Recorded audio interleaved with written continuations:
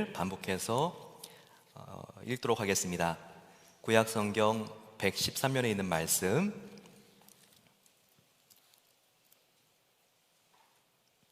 시작. 내 부모를 공경하라. 그리하면 내 하나님 여호와가 내게 준 땅에서 내 생명이 길리라. 한 번 더 읽겠습니다. 내 부모를 공경하라. 그리하면 내 하나님 여호와가 내게 준 땅에서 내 생명이 길리라. 아멘. 함께 기도하시겠습니다. 이 시간 하나님의 말씀을 받습니다. 우리 영혼의 참 부모이신 하나님께서 이 말씀을 통하여 우리를 새롭게 하시옵소서. 우리가 어떻게 부모님을 공경해야 되고 또 하나님께서 맡겨주신 자녀들에게 좋은 부모가 될 수 있을지를 하나님께서 가르쳐 주시옵소서. 주의 종들은 듣겠나이다. 예수 그리스도의 이름으로 기도드립니다. 아멘. 내일부터 한국은 큰 변화가 있습니다. 1년 9개월 동안에 이 코로나 기간이 이제는 지나고 위드 코로나 시대로 내일부터 이제 돌입합니다. 그러면서 이제 한국에는 모임 제한 인원이 이제 없어지게 되고요. 함께 백신을 맞은 사람들은 무제한으로 이렇게 모일 수 있다고 합니다. 그리고 또 함께 모여서 식사를 할 때 제한이 없어지죠. 아주 이렇게 모이는 유흥업소가 아닌 이상은 24시간 영업이 가능하게 됩니다. 이제 위드 코로나 시대로 미국도 한국도 세계도 함께 들어가는 것을 볼 수 있습니다. 그러니까 저희들도 안전에 더욱더 신경을 우리가 써야 되겠지만 또 한편으로 이 코로나와 함께 간다는 생각을 가지고 더욱더 믿음을 가지고 진취적으로 우리가 전진할 필요가 있습니다. 결혼 정년기를 놓친 한 청년이 있었습니다. 그런데 그 이유가 자꾸 자매님을 데려오면 그 어머니가 퇴짜를 놓는 거예요. 고민하던 끝에 묘안이 떠올랐습니다. 어머니하고 비슷한 자매를 고르면 되겠구나. 그리고 자기가 생각하기에 어머니하고 정말 빼 닮은 자매를 데리고 왔습니다. 어머니에게 소개를 시켜주는 거예요. 어머니, 이번에 이 자매님은 정말 마음에 드실 것 같아요. 어머니와 똑같이 생겼고요. 보시다시피 어머니와 똑같이 생각하고 어머니와 똑같이 말합니다. 너무 좋아하시는 거예요. 야, 정말 너가 이제 평생 함께할 배필을 만났구나. 근데 옆에서 아버지가 한숨을 쉬시면서 얘야, 절대 안 된다. 이렇게 말했다고 합니다. 정말 우리가 부모 공경하는 것, 많은 지혜가 필요합니다. 어떻게 하면 우리가 부모님을 바르게 공경할 수 있을까요? 오늘 성경에서 그 해답을 찾아보기로 하겠습니다. 한 율법학자가 예수님을 찾아옵니다. 그러면서 예수님, 어떤 계명이 가장 중요합니까? 그가 물어보죠. 그 안에는 아주 음흉한 의도가 있었습니다. 그것은 예수님께서 한 계명이 중요한 것을 이야기했을 때 그러면 다른 계명들은 중요하지 않다는 겁니까? 꼬투리를 잡기 위한 바로 유도 질문이었기 때문입니다. 그런데 예수님이 누구십니까? 율법을 제정하시고 율법을 창조하신 하나님이 예수님 아닙니까? 말려들 리가 없죠. 예수님은 이렇게 정확하게 대답을 하십니다. 율법이 무엇인지 아느냐? 하나님을 온 마음을 다하여 사랑하고 너의 이웃을 내 몸과 같이 사랑하는 것, 바로 이것이 율법이다 라고 말씀하십니다. 그 율법학자가 할 말을 잃어버린 거죠. 예수님은 바로 이 십계명을 관통해서 흐르고 있는 정신이 무엇인지 알았고 그것을 말씀한 것입니다. 십계명의 핵심, 바로 그것은 사랑입니다. 그런데 1계명부터 4계명까지는 예수님이 설명해 주셨듯이 하나님 사랑, 5계명부터 10계명까지는 이웃 사랑이죠. 그런데 이웃 사랑을 시작하는 첫 관문, 바로 그것을 우리는 5계명, 부모 공경 계명이라고 합니다.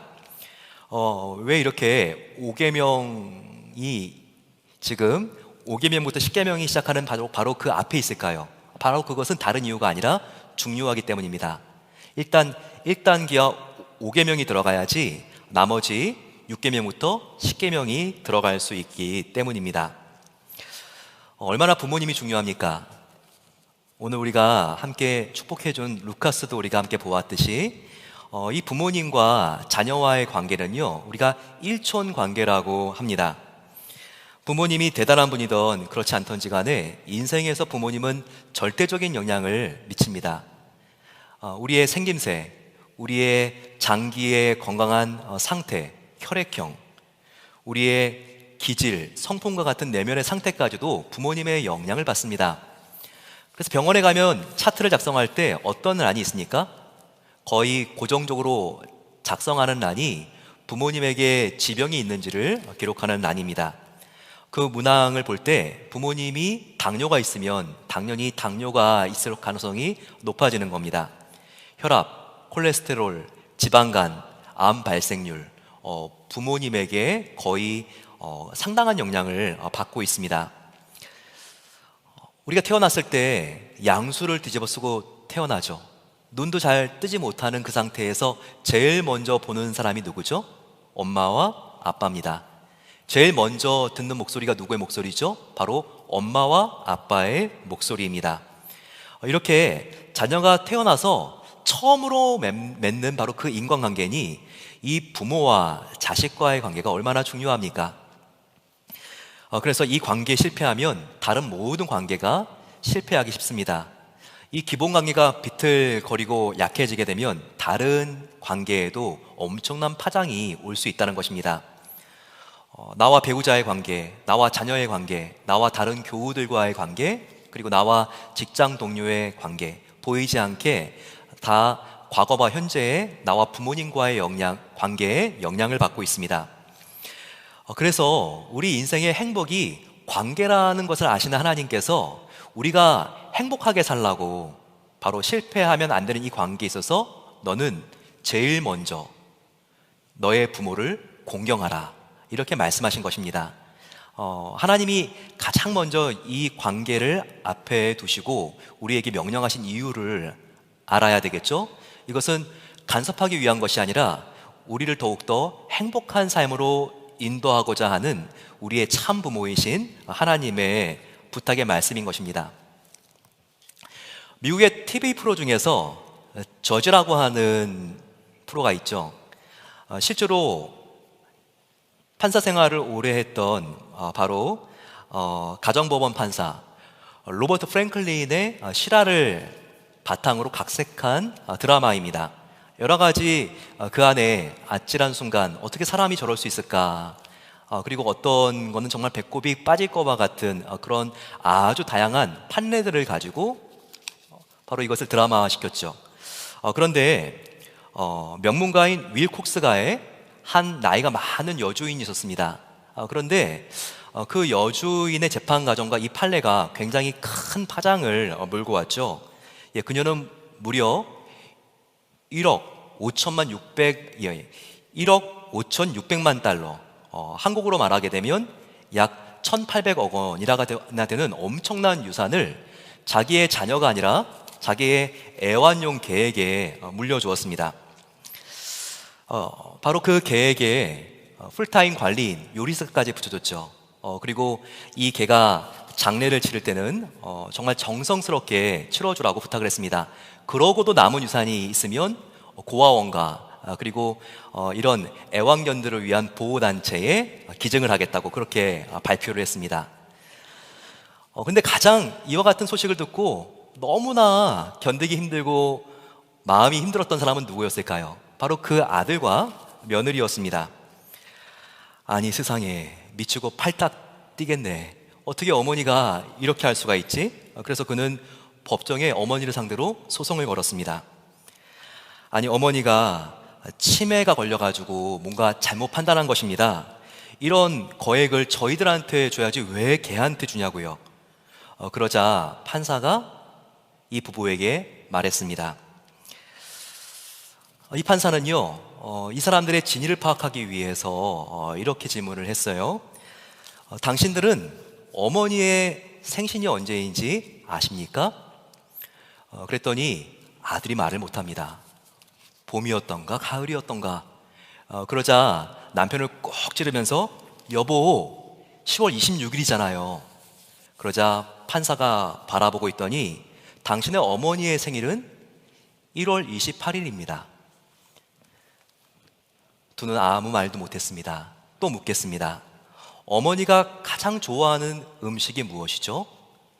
이 부부는 지금 판사가 정답을 다 알고 질문하는 것을 알았습니다. 그때부터는 아무 대답도 못합니다. 판사가 고개를 끄덕이면서 제가 마지막으로 묻겠습니다. 당신은 1년이면 몇 번이나 부모님에게 전화하십니까? 이 질문에도 침묵을 일관하면서 아무 말도 못하는 이 부부에게 프랭클린 판사는 이렇게 말합니다. 당신들은 정말 어머니에게 반려견인 이 프레드만도 못한 삶을 살으셨군요. 거액의 유산을 다 개에게 주는 판결을 내립니다. 사랑하는 성도 여러분, 이 판사가 말한 것처럼 저와 여러분들이 혹시라도 개만도 못한 인생을 살아서야 되겠습니까? 우리는 왜 부모님을 공경해야 됩니까? 라고 말하기 전에 어떻게 부모님을 공경해야 됩니까? 이렇게 물어야 됩니다. 바로 그 이유는 우리 영혼의 참 부모이신 하나님께서 내 부모를 공경하라라고 말씀하셨기 때문입니다.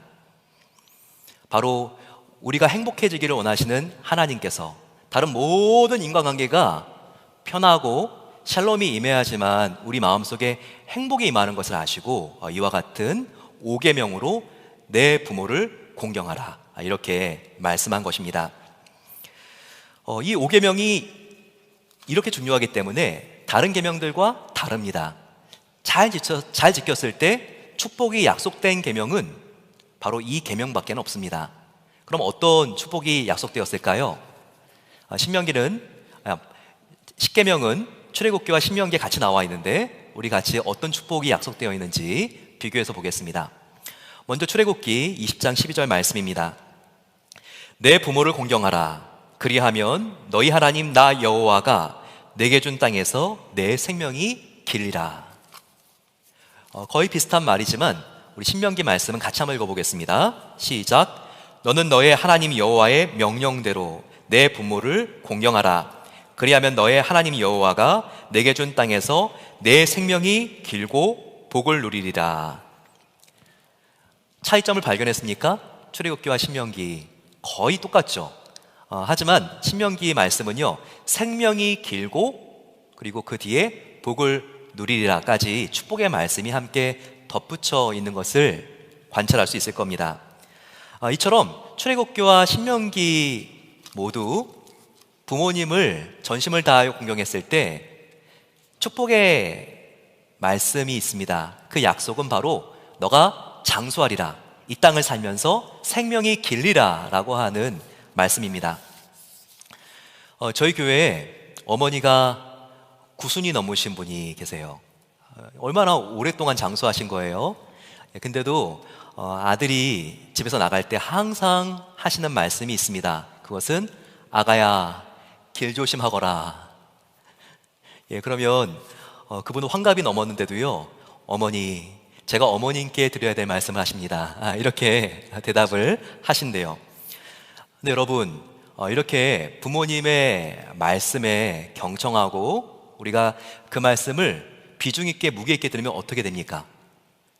자다가도 떡이 떨어지지 않습니까?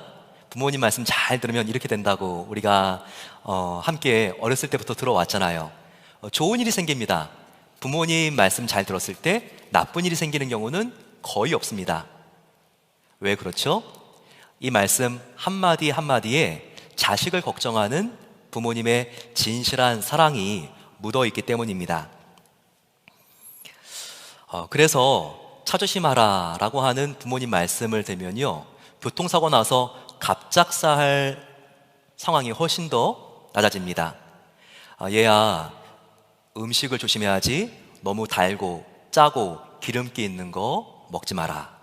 그러면 우리가 심장마비, 뇌졸중이 올 수 있는 확률이 훨씬 더 떨어지겠죠?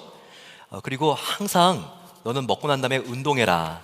우리가 이런 말씀을 들었을 때 성인병도 훨씬 더 줄어드는 것입니다. 이처럼 잔소리 같은 부모님의 말씀이라고 해도 경청했을 때 이 땅을 살아가는 우리의 생명이 길어진다고 하는 이 말씀은요, 미신이 아니에요. 이것은요, 우리가 상식적인 말씀이라는 것을 알아야 합니다. 얼마 전에 신문에 참 안타까운 사건이 보도된 적이 있습니다. 10대의 한 여학생이 부모님 말씀을 듣지 않고 가출했어요. 그런데 유흥업소에 억지로 강제로 이 여자가 고용되게 되었습니다. 밤에 잠도 못 자고 밤새도록 술 시중을 들어야 되니까 안에 있는 위, 장기들 다 상하게 되고 10년도 그 이후로 못 살고 죽게 되었습니다. 참 안 된 이야기입니다. 하지만 그녀가 이 부모님의 말씀에 경청했다면 과연 이와 같은 안타까운 결말을 맞이했을까요? 우리는 그렇기 때문에 부모의 사랑의 가르침에 주의해야 합니다. 그 말씀을 우리의 마음속에 새겨야 됩니다. 그랬을 때 일찍 죽을 수 있는 위험과 유혹으로부터 우리가 보호받을 수 있는 거예요. 이제부터는 혹시라도 집에 말 잘 듣지 않는 자녀가 있으면요, 이렇게 말씀해 보시지 않겠습니까? 야, 너 죽고 싶냐? 너 정말 그러지 않으면 부모 말 듣지 않으면 일찍 죽어. 근데 여러분, 이거 절대 과장이 아닙니다. 성경적인 말씀이라는 것을 우리가 기억해야 합니다. 우리가 부모님 말씀을 경청했을 때 정말 장수하는, 이 땅에서 생명이 길고 건강하고 행복한 그런 하나님의 약속이 정말로 보장되어 있는 것입니다. 그러면 두 번째, 부모 공경은 무엇일까요? 첫 번째는 부모님의 말씀을 가볍게 여기지 않고 귀담아 듣는 것이라고 했습니다. 두 번째 부모 공경은요, 부모님이 성공했을 때, 건강했을 때가 아니라 부모님이 약해졌을 때, 실패했을 때 우리가 부모님을 잘 돕는 것입니다. 부모님이 건강하고 돈이 많아서 학비도 넉넉하게 제공해 주시고 용돈도 주시고 아이들도 잘 봐주실 때, 그럴 때 우리가 잘 모시는 것은, 물론 그것도 어렵지만 좋은 일이지만 그래도 이것은 우리의 진실한 마음을 알 수 없습니다. 하지만 인생을 살다 보면요, 부모님이 날개가 아니라 어느 순간부터는 무거운 짐짝처럼 느껴질 때가 있습니다. 이렇게 약해진 부모님, 연로해서 더 이상 부모님으로서의 역할을 감당해 주실 수가 없을 때 나는 어떻게 대할 것인가? 부모님이 누군가를 의지하지 않고는 더 이상 견딜 수 없을 때 나는 그분을 어떻게 해드릴 것인가? 바로 이것이 우리의 부모 공경이 진짜인지 가짜인지를 가늠하는 것입니다. 지금 건강과 정신이 쇠약해지신 나이 많으신 부모님들 때문에 힘들고 어려운 시간을 보내고 있는 분들이 계실 것입니다. 하지만 하나님께서는 지금 가까이 계시던 아니면 타주의 한국에 멀리 계시던지 간에 우리가 지금 할 수 있는 상황 속에서 최선을 다하고 있는 여러분들을 고마워하시고 귀하게 여기십니다. 아버지, 어머니 사랑합니다. 고맙습니다. 이렇게 위로해드리는 전화 한 통, 그리고 한 줄의 카톡 문자 메시지, 바로 그것이 부모님들에게 큰 위로와 힘이 될 수 있습니다. 이렇게 따뜻하게 부모님을 섬기시는 여러분들을 하나님께서 반드시 축복의 약속을 주신 것처럼 그 앞길을 책임져 주실 것입니다. 세 번째, 우리가 부모님의 말씀에 공경하는 방법은 우리가 주의해야 될 것이 있습니다. 무조건적으로 부모님의 말씀이라고 다 따르는 것은 또 아니라는 거예요. 우리는 부모님께 순종하되 하나님의 뜻대로, 그 뜻 안에서 순종해야 된다는 것을 항상 명심해야 합니다. 에베소서 6장 1절 말씀과 골로새 3장 20절 말씀은요, 사도 바울이 2번 반복해서 이 의미의 중요성을 알려주었습니다. 자녀들아, 너희 부모를 주 안에서 순종하라. 이것이 옳으니라. 골로새 3장 20절 말씀은 같이 읽겠습니다. 시작. 자녀들아, 모든 일에 부모에게 순종하라. 이는 주 안에서 기쁘시게 하는 것이니. 이 두 말씀의 키가 보입니까? 바로 그것은 주 안에서 in Christ입니다. 즉 부모님께 순종하고 따르되 주 안에서 하라는 것이죠. 주님의 뜻과 진리가 허용되는 범위 안에서 너희는 부모님의 말씀을 따라야 한다. 이 말씀을 우리에게 가르치는 거예요. 우리는 마땅히 부모님의 말씀에 순종해야 됩니다. 경청해야 됩니다.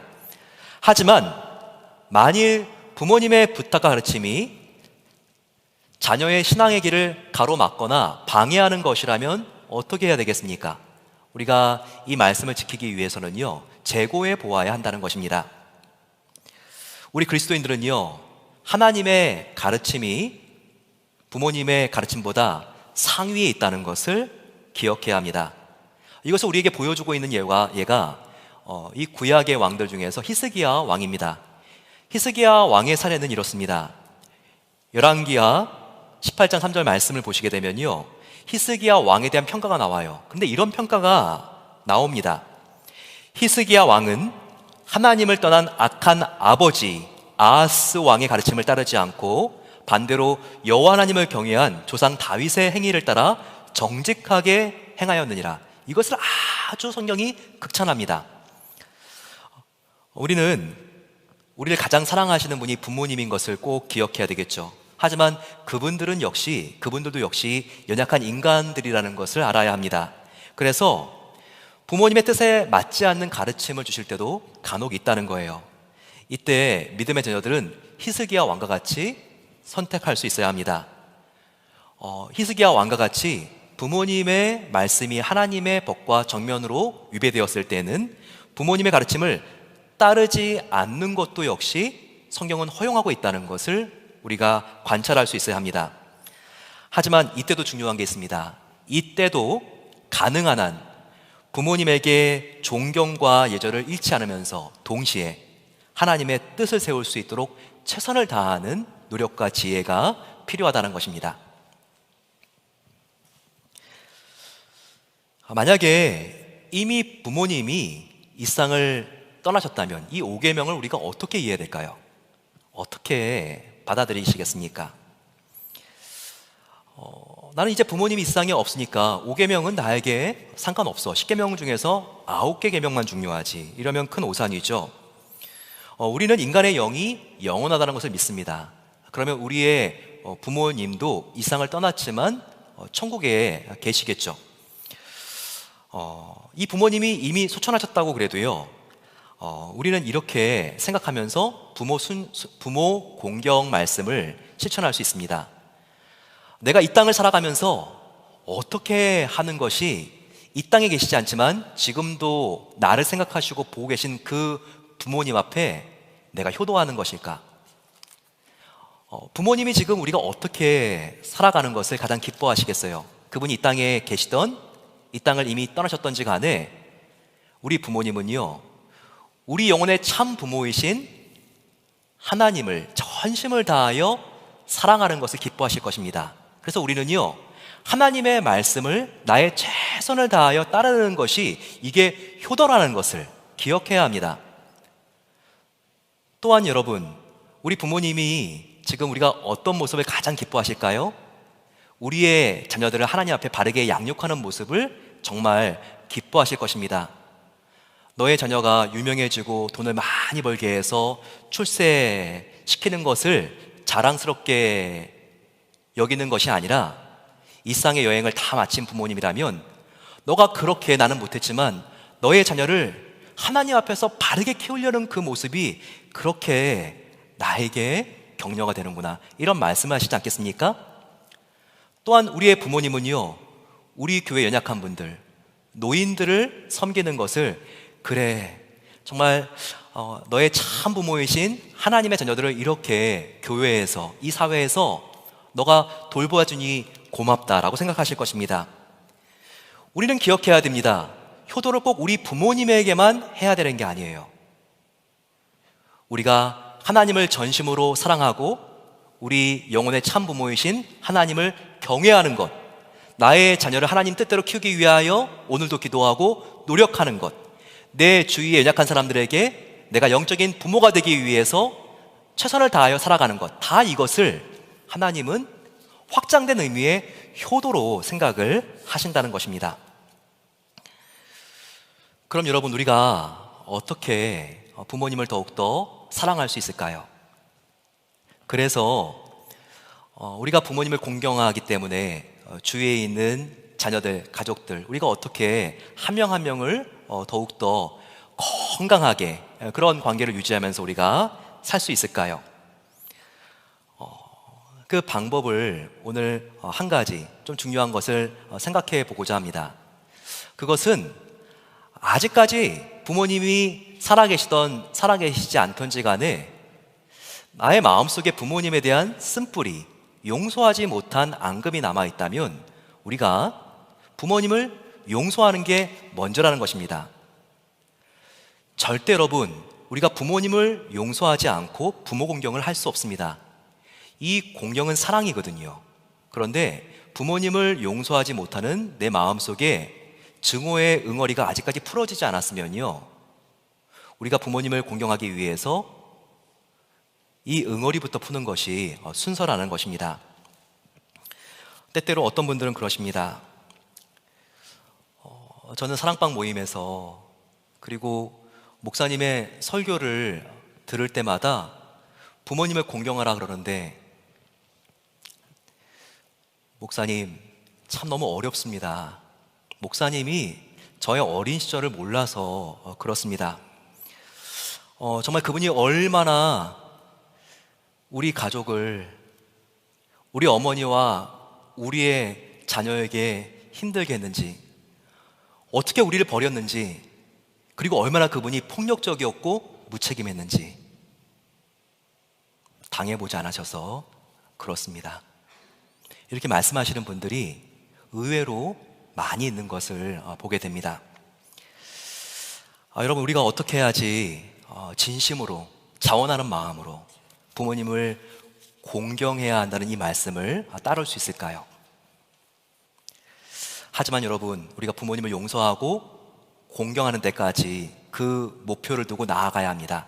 그렇지 않으면 하나님께서 나의 모든 인과관계를 통하여 축복을 하기를 원하세요. 근데 그 축복이 채워져서 넘쳐 흐르지 못하고 다 깨진 항아리처럼 새어나가게 됩니다. 오늘 우리가 함께 부모님을 공경하기 위해서 그분을 용서해야 되는데 거기에 힌트를 제공하는 한 소설을 제가 소개하려고 합니다. 이미 소설과 영화를 보신 분들이 계실 것 같은데요, 쉐기라고 하는 소설, 이 오두막이라고 번역된 소설, 이 영화를 한번 보신 적이 있습니까? 여기 한번 본 적이 있다, 이 영화 소설로 한번 읽은 적이 있다, 영화나 한번 손들어 보시면 좋겠습니다. 네, 여기 몇 분 계십니다. 이게 일상에서 가장 많이 최근에 많이 팔린 책이죠. 2천만 부가 팔렸습니다. 한국에도요 100세가 인쇄되었으니 얼마나 많이 인쇄가 된 거예요. 요즘 누가 이런 책 읽나요? 근데도 100세가 넘게 인쇄가 되었으니요. 더더군다나 우리에게 관심 있는 것은 이 모든 배경이 오레곤 포틀랜드입니다. 예, 이 작가인 윌리엄 폴 영은요, 포틀랜드 크라카머스 출신인데요, 여기서 태어나서 부모님이 뉴기니에 선교사로 갔다가 돌아왔죠. 그런데 선교사였지만 이 아버지에 대한 슬프리가 있어서 그 아버지에 대한 상처를 자기가 회복하는 과정 속에서 바로 이 소설을 그가 만들게 되었습니다. 이 가을에 한번 제가 추천해 드리는 영화고 그리고 소설인데 한번 읽어보시기 바랍니다. 이 스토리가 이래요. 여기 주인공, 아바타의 주인공, 샘 워싱턴이 주연을 했는데 포틀랜드에 살게 되면서요, 왠지 자기의 자녀들하고 관계가 계속 어렵습니다. 이것 때문에 아내하고도 자주 싸우게 되고, 그에게는 10대 남자아이와 여자아이가 있었고 막둥이 딸이 하나 있었거든요. 그래서 이 아이들을 데리고 캠핑을 갑니다. 캠핑을 갔는데 오레곤의 어떤 캠핑장에서 이 아이가 납치되죠. 그리고 잔인하게 살해됩니다. 그러면서 이 가정은 더욱더 안타까운 일들이 계속되죠. 딸이 이렇게 죽고 나니까 아내와 관계는 더 어려워지고, 그리고 10대 아들과 딸 관계도 더욱더 어려워집니다. 이렇게 힘들고 어려워할 때 바로 이 주인공이 환상을 봅니다. 하나님께서 환상을 그 소설 속에서 이렇게 보여주는 것이죠. 사실 이 주인공은요, 어릴 때 아버지로부터 잔인한 학대를 당했습니다. 어머니가 아버지한테 두들겨 맞고, 그리고 그 알코올 중독자인 아버지가 자기의 뺨을 때리고, 결국 견딜 수 없어서 이 주인공은 집을 탈출합니다. 그리고 이 아버지는 나중에 객사를 했습니다. 그러면서 포틀랜드로 이주해서 이 주인공이 단란한 가정을 꾸미려고 그러는데, 아직까지 아버지에 대한 정리된 상처가 있기 때문에 자녀와의 관계가 어려운 거예요. 근데 하나님께서 환상 중에 아주 특별한 장면을 보여주는 거예요. 그 장면에는요, 자기를 정말 빼닮은 어린아이가 누군가에게, 큰 성인에게 목이 졸리고 있는 장면입니다. 막 때립니다.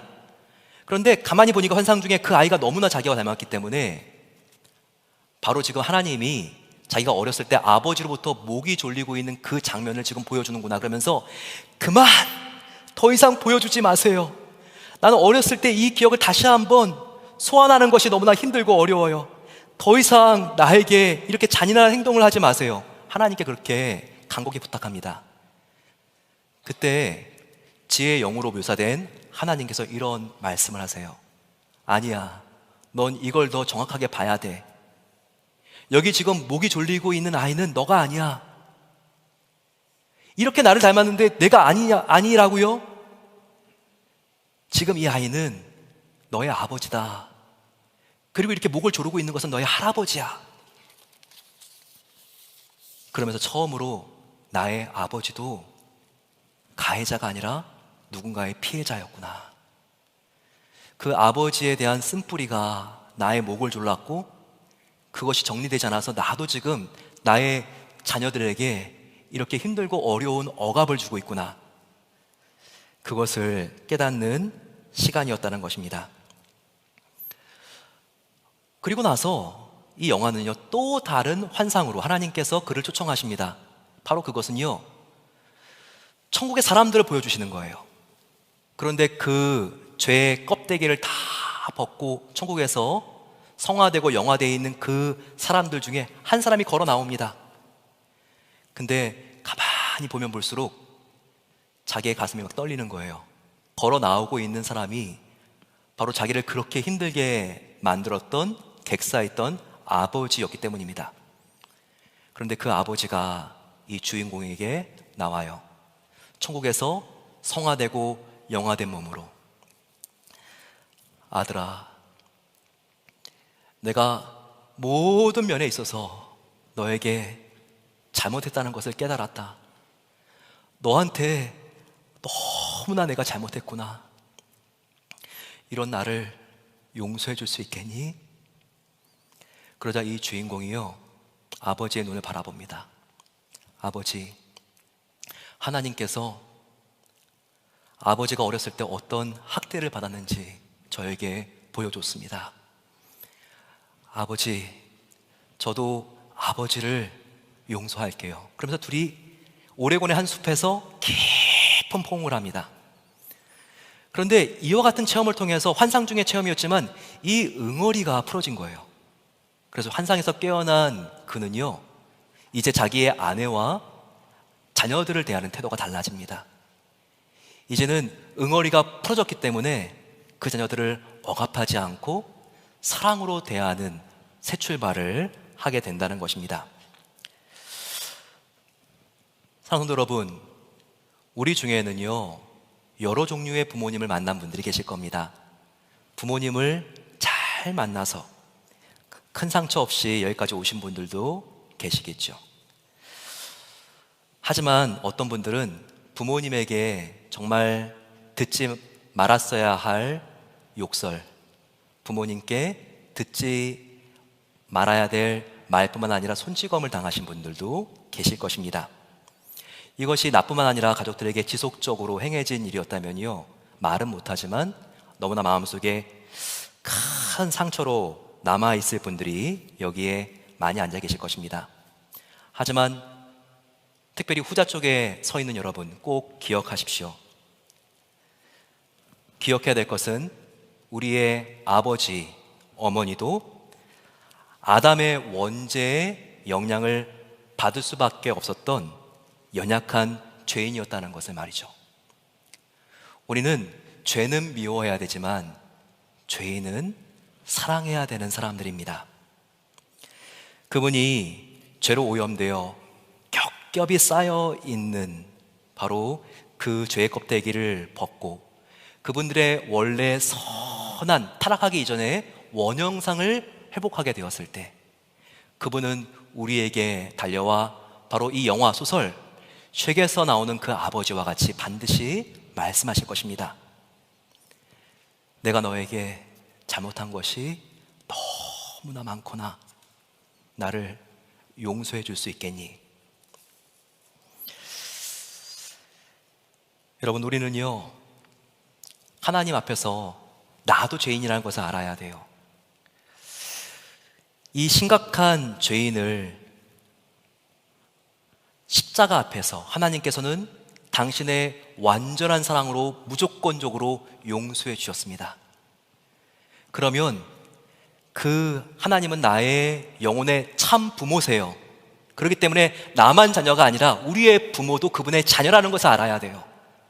내가 너를 값없이 나의 생명을 다하여 용서해 주었는데 너가 내 또 하나의 사랑하는 아들, 딸인 너의 아버지와 어머니를 용서해 줄 수 없겠니?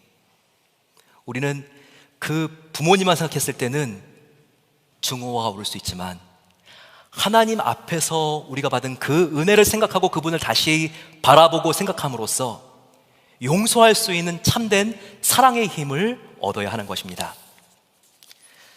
오늘 이 5계명, 하나님께서 저와 여러분들이 마음의 응어리가 풀어져야지만 주위에 있는 사람들을 사랑할 수 있기 때문에 제 1계명으로 약속이 있는 이웃사랑의 1계명으로서 너희 부모를 공경하라 라고 말씀하십니다. 우리가 부모 공경을 생각할 때 가까이 있건 멀리 있건 내가 이제부터는 그분의 말씀에 더욱더 경청하겠습니다. 그리고 내가 뭔가 이득이 있을 때가 아니라 오히려 이제는 내가 도와드려야 될 때에도 더욱더 그분들을 내가 섬세하게 구체적으로 기도해드리고 도와드리겠습니다.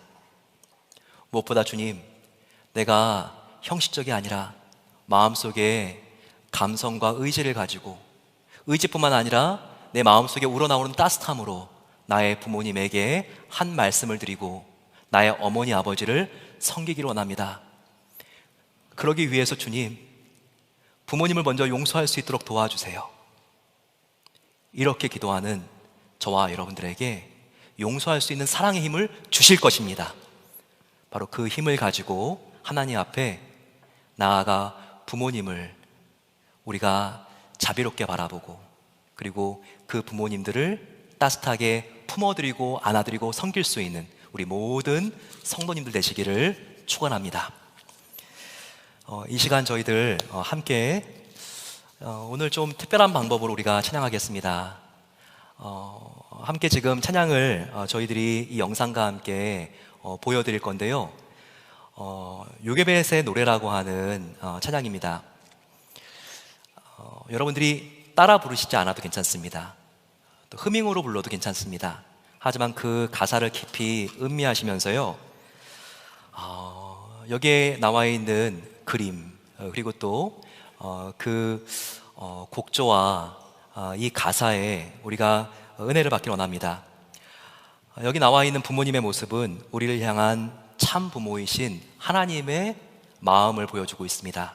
그리고 우리가 향해야 될 우리의 자녀들을 향한 우리의 마음이 어떠해야 되는지를 또한 보여줄 것입니다. 너의 인생의 참 부모이신 내가 아니라 하나님께, 내가 아니라 하나님께, 연약한 내가 아니라 완전한 하나님께 나의 자녀인 너의 삶을 내가 드린다. 그가 너를 구원하시리. 그가 반드시 너를 지키시리. 너를 이끄시리. 너를 인도하시리. 우리 함께 이와 같은 믿음을 가지고 함께 이 찬양을 나누겠습니다.